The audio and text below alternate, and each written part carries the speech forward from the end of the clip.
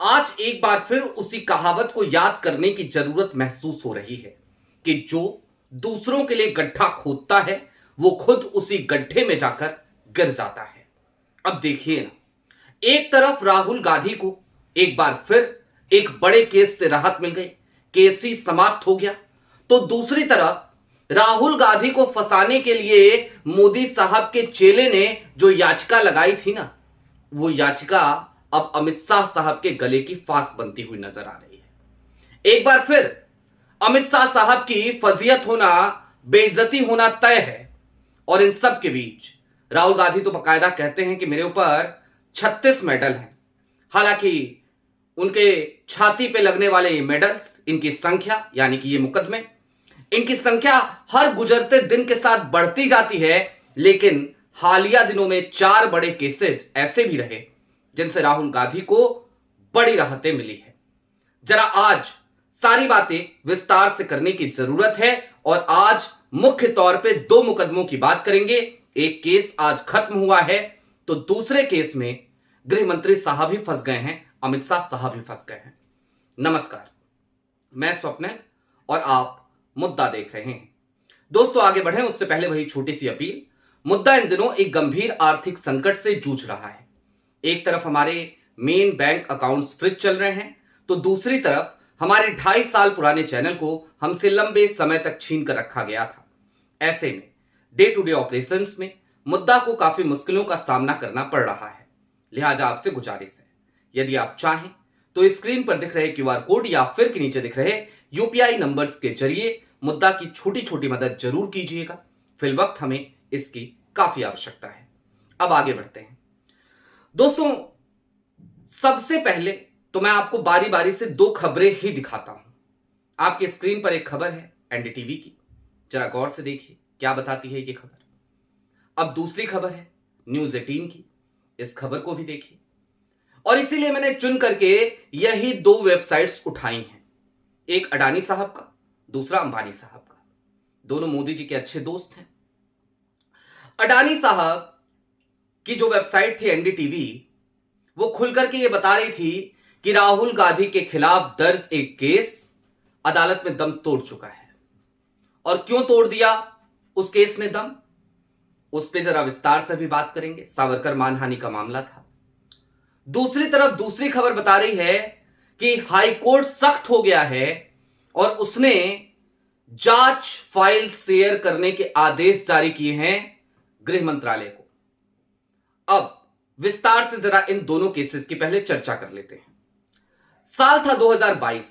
भारत जोड़ो यात्रा के दौरान राहुल गांधी ने दस्तावेज बकायदा दिखाते हुए और दस्तावेजों के आधार पर कहा था कि वीर सावरकर, जिसे लोग वीर कहते हैं, अब क्या करें, हमारी भी जबान पे आ जाता है, नाम ही रख दिया गया है वीर सावरकर। तो खैर, वीर सावरकर कहिए, डरपोक सावरकर कहिए, कायर सावरकर कहिए, कुछ भी कहिए। तो 2022 में भारत जोड़ो यात्रा के दौरान राहुल गांधी ने कहा, दस्तावेज दिखाते हुए, कि डर करके अंग्रेजों को चिट्ठियां लिख रहे थे सावरकर। अब इस बात पर भावनाएं आहत हो गई थी। नासिक कोर्ट में एक मामला चला गया था। नासिक कोर्ट का यह मामला, यह केस आज खत्म हो गया। क्यों हुआ जानते हैं? जज साहब ने कहा अपनी टिप्पणी में कि भाई जो भी बातें कही गई दस्तावेज के आधार पर कही गई। राहुल गांधी ने जो भी कहा वो फैक्चुअली करेक्ट था। तो जब फैक्ट सही हैं तो फिर भला मानहानि कहे कि भैया, जाहिर सी बात है, सावरकर ने चिट्ठी तो लिखी थी ना अंग्रेजों को, तो अगर चिट्ठी लिखी थी तो मानहानि काहे की?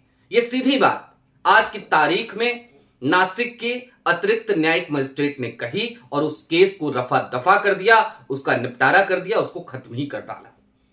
अब दूसरी तरफ जो मामला है वो मामला है राहुल गांधी की नागरिकता से जुड़ा हुआ, जिसके परिवार ने इस देश में 2 प्रधानमंत्रियों की कुर्बानियां दी हों, इंदिरा गांधी और राजीव गांधी, जिसके परनाना इस देश के पहले प्रधानमंत्री रहे हों। आज की तारीख में उसकी नागरिकता पे सवाल उठाया जा रहा है उस शख्स के जो साल 2004 से इस देश में संसद का सदस्य है। याचिका वही है, एस विघ्नेश सिसर वाली। लेकिन इसमें राहुल गांधी नहीं फंस रहे हैं, इसमें फंस दरअसल अमित शाह ही रहे हैं। वो बंदर और राजा वाली कहानी मैं आपको कई बार सुना चुका हूं, आज फिर से क्या ही सुनाऊं, जहां पर कि बंदर तलवार लेकर जाता है मक्खी उड़ाने के लिए और वो राजा की नाक ही काट देता है, मक्खी तो उड़ जाती है। तो वही हाल चल रहा है। एस विघ्नेश सिसिर को चैन ही नहीं आता, सुकून ही नहीं मिलता। इससे पहले यही मामला नागरिकता वाला, सबसे पहले इलाहाबाद हाईकोर्ट से यह मामला खारिज हुआ था, उनकी याचिका खारिज हो गई थी। क्यों खारिज हुई थी? उसका आधार क्या था? उसका आधार था कि इलाहाबाद हाईकोर्ट बार बार केंद्रीय गृह मंत्रालय से कह रहा था कि जांच करो और बताओ भाई राहुल गांधी नागरिक हैं कि नहीं है, और केंद्रीय गृह मंत्रालय हर बार टालम टोल कर रहा था। थक गया हाईकोर्ट और थक करके उसने कहा कि हम इस याचिका का निपटारा कर रहे हैं, हम इस याचिका को खत्म कर रहे हैं, कोई मतलब नहीं है, क्योंकि केंद्र सरकार कोई जवाब नहीं दे रही है। जाहिर सी बात है उसके पास जवाब देने के लिए कुछ होगा तब तो देगी। उसके बाद भी एस विघ्नेश सिसिर रायबरेली पहुंच गए, रायबरेली में जाकर के याचिका लगाई और उसके बाद फिर लखनऊ में आकर के रोने लगे। इलाहाबाद हाईकोर्ट के लखनऊ बेंच में कहा रायबरेली जाता हूं पैरवी करने ना, तो वहां पे मेरी जान को खतरा है, क्योंकि वहीं से सांसद है राहुल गांधी। तो चलिए, इलाहाबाद हाईकोर्ट के लखनऊ बेंच ने कहा कोई बात नहीं, हम लखनऊ में ट्रांसफर कर देते हैं ये मामला। लखनऊ में सुनवाई हो रही थी इस मामले की। लखनऊ में जनवरी में इस मामले को लखनऊ की उस अदालत ने भी खारिज कर दिया था। उसके बाद ये फिर से हाईकोर्ट पहुंचे दोबारा उसी दरवाजे पे, और इस बार पहुंचे तो इस बार इलाहाबाद हाईकोर्ट ने बकायदा इस मामले को पकड़ लिया। कहा पहले भी आप आए थे और हमने तब भी कहा था कि सबूत है तो सबूत ले आओ। हमने तब भी कहा था कि इसका जवाब तो केंद्रीय गृह मंत्रालय देगा कि राहुल गांधी नागरिक हैं कि नहीं है। लेकिन उसके बाद एस विघ्नेश सिसिर कुछ कहते उससे पहले ही इलाहाबाद हाईकोर्ट ने आज की तारीख में एक आदेश जारी किया, और उस आदेश में गृह मंत्रालय कैसे फंसा है अब वो देखिए। बकायदा इलाहाबाद हाईकोर्ट ने नाराजगी जताते हुए सख्त लहजे में, शब्दों को ध्यान दीजिएगा शब्दों पे, सख्त लहजे में केंद्रीय गृह मंत्रालय से कहा है कि हमें आप किसी भी हाल में अगली सुनवाई तक फाइनल जांच की फाइल दीजिए, जांच फाइल हमारे साथ शेयर कीजिए, ताकि हम इस मामले को इस बार एकदम रफा दफा ही करके माने, और इस बार हम ये मौका नहीं देंगे कि अगली बार फिर से एस विघ्नेश सिसिर साहब जाएं और जाकर के कहीं और याचिका लगाएं, वो नौबत ना आए। लिहाजा आप हमारे साथ अब जांच फाइल को शेयर कीजिए। जाहिर सी बात है, गृह मंत्रालय जांच फाइल को शेयर करेगा तो उसमें क्या निकलेगा आप भी बेहतर जानते हैं। अगली तारीख 19 मार्च की है सुनवाई की, दिन भी ज्यादा नहीं बचे हैं। आज की तारीख 11 हो गई। 8 दिन बाद इस मामले में अमित शाह साहब का मंत्रालय टालम टोल करने की हालत में भी नहीं है, जिस तरीके की भाषा का इस्तेमाल इलाहाबाद हाईकोर्ट ने कर दिया है। लेकिन अब जरा यह भी समझिए कि राहुल गांधी के ऊपर केसेस जब दर्ज होते हैं तो उसका तो खूब बढ़ा चढ़ा करके गुणगान किया जाता है, बताया जाता है कि राहुल के खिलाफ एक और नया केस दर्ज, राहुल गांधी ने ये कर दिया, राहुल गांधी ने वो कर दिया। लेकिन जब राहुल को कहीं से राहत मिलती है तो आपने खबरें देखी हैं अभी तक किसी टीवी चैनल पे? जवाब है नहीं, कहीं नहीं दिखाई जाएगी। अरविंद केजरीवाल को राहत मिली तो जगह जगह पर उसको खूब अच्छे से टेलीकास्ट किया गया, पूरे दिन अरविंद केजरीवाल टेलीविजन की स्क्रीन पे छाए रहे। लेकिन उससे एक दिन पहले राहुल गांधी को राहत मिली थी, सोनिया गांधी को राहत मिली थी, भूपेंद्र हुड्डा को राहत मिली थी। एजीएल का मामला था, नेशनल हेराल्ड से जुड़ा हुआ मामला था, पंजाब हरियाणा हाई कोर्ट में चल रहा था। उस मामले में इन तमाम लोगों को राहत मिल गई थी।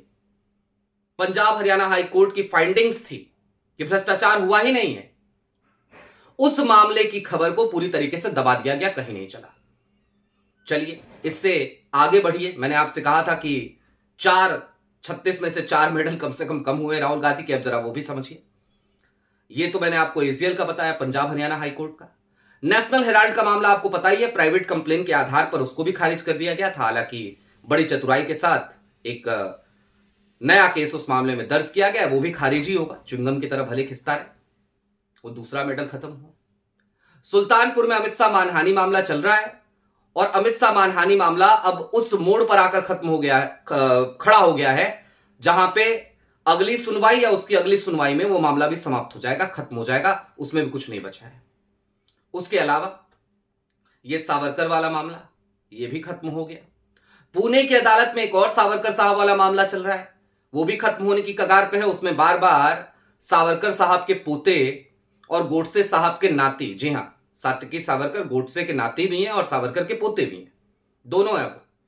यानी कि गांधी के हत्यारे से भी उनका खून का रिश्ता है और दूसरी तरफ उनका रिश्ता अंग्रेजों को चिट्ठी लिखने वाले सावरकर साहब से भी है।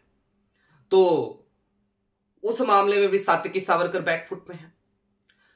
कुल मिलाकर चलते चलते यह समझिए कि राहुल गांधी को एक तरफ जहां हर तरीके से हर अदालत में राहत मिल रही है, वहीं दूसरी तरफ राहुल गांधी को फंसाने के लिए जब जब भी गड्ढा खोदा जाता है तो उस गड्ढे में गिरते वही लोग हैं जो गड्ढा खोदते हैं। और गड्ढा खोद कौन रहा है? कहीं मोदी जी के चेले चपाटे, कहीं कोई संघी। उनका काम ही है कि राहुल कुछ बोल दें, अच्छा बोल दिया, चलो केस दर्ज कर देते हैं। और इन सब के बीच मीडिया की कवरेज वो राहुल को मिलती नहीं है जब भी उन्हें राहत मिलती है। तो हमने सोचा जरा आज इस पे विश्लेषण किया जाए, आपको बता दिया जाए कि चल क्या रहा है भैया। और मजे की बात यह है कि देश में इस वक्त पे सदन भी चल रहा है और सदन में नरेंद्र मोदी जी नहीं आएंगे इस बार भी। इस बात का ऐलान तो राहुल गांधी ने सदन के पहले दिन ही कर दिया था, माफ कीजिएगा दूसरे दिन ही कर दिया था। कह दिया था राहुल गांधी ने कि नरेंद्र मोदी सदन के भीतर आएंगे नहीं। तो मोदी जी एक तरफ बैकफुट पर है, दूसरी तरफ तमाम अदालतों में भारतीय जनता पार्टी को मुंह की खानी पड़ रही है, और तीसरी तरफ कांग्रेस हर गुजरते दिन के साथ मजबूत होती हुई नजर आ रही है, और चौथी तरफ भारतीय जनता पार्टी वो बार बार अपना मुंह छिपाती हुई, अपनी इज्जत बचाती हुई किसी किसी तरीके से कोई संकरा, कोई पतला रास्ता खोज रही है जो उसे हाल फिलहाल में मिलता हुआ नजर नहीं आ रहा है। आपकी क्या राय है वो हमें कमेंट बॉक्स में जरूर बताइएगा। अभी के लिए दीजिए इजाजत। चलते चलते फिर वही अपील, चैनल पे नए हो तो सब्सक्राइब करते हुए जाइएगा। सक्षम हो तो मुद्दा इस वक्त एक आर्थिक तंगी के दौर से गुजर रहा है, हमारी छोटी छोटी मदद जरूर कीजिएगा ताकि हमारी बेबाकी यूं ही बरकरार रहे और गोदी मीडिया के गोदी काल में कम से कम हम खुल करके, मुखर होकर के, बेबाकी के साथ आप तक वो तमाम खबरें पहुंचा सकें जिन खबरों से गोदी मीडिया दूरी बनाए रहती है। बहुत शुक्रिया।